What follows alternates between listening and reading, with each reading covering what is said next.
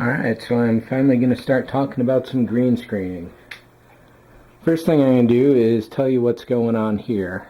I set this up probably about 6 months ago, and partially as a test to see how shots would work, but also to see how it would live over time. And having a cat jumping around the table, the collection of dust on the table, and some other factors means this isn't the greatest setup that I had, so I'm going to redo some of it and improve it over the coming months. But I'll tell you what's down here now.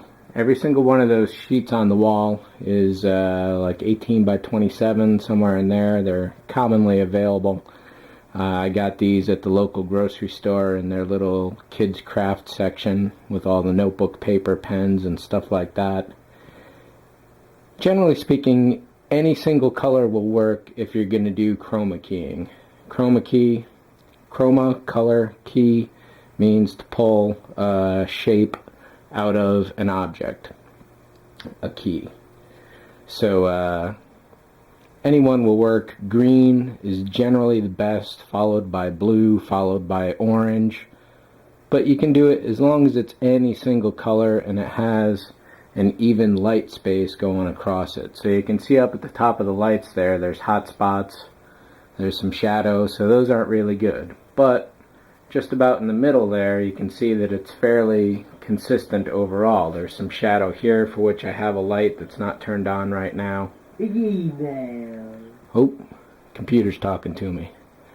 So, you can see on the walls that there's definitely a lot of panel lines. Now, essentially, in the real movies when they're doing this, they have huge sheets of fabric which are 40 by 200 feet long.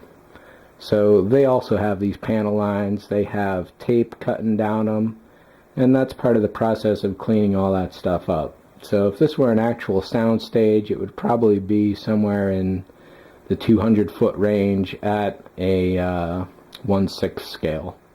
However, when you're shooting miniatures, having a single background is of course best. Living in an apartment, I can't really paint the walls, but I may, and I'll go over some color choices for paint at some point. This entire setup cost me $1 per sheet, so there's $11 on the wall. Then the table also had a bunch, which was maybe 20 bucks total in paper. The great thing is, if it gets dirty, get a new sheet of paper and you're all set. The lamps each have 100-watt light bulbs. Those are CFLs, which means they were, I think they were on sale for like $1 each actually. And then the actual lamp frames are, I think those are like $7 each. But once you've got all that, you're basically looking at 20 bucks for a new wall total.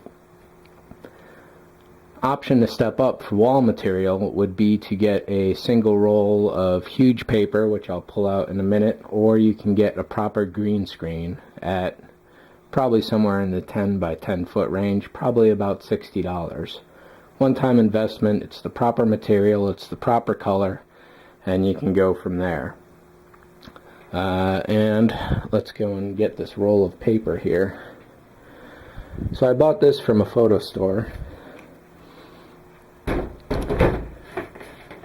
This is a single roll called Chroma Key Compatible, 53 by 38 inches.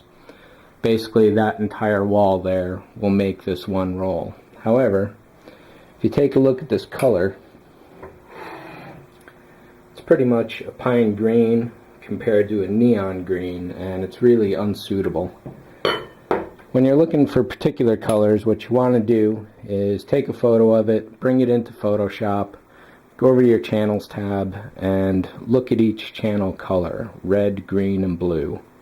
A really nice green is going to show up nearly white, and the red and blue are going to be almost black, if not really dark gray.